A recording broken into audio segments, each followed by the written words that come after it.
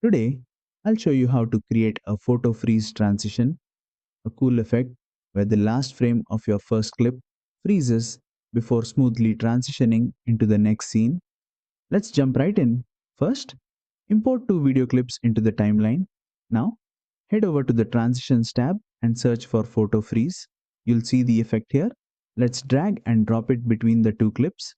As soon as you apply it, you'll notice that the last frame of the first clip freezes for a moment before fading into the next clip. To ensure a smooth effect, make sure the transition is set to Postfix so the freeze happens naturally at the end of the first clip. If you want more control, enable include trimmed frames to fine tune the transitions blend with the next scene.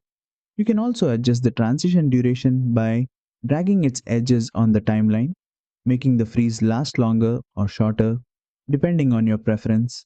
And that's it. You've successfully added a photo freeze transition in Filmora.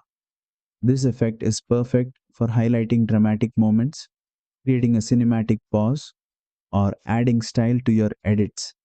If this tutorial helped, hit the like button, drop a comment, and subscribe for more quick Filmora editing tricks.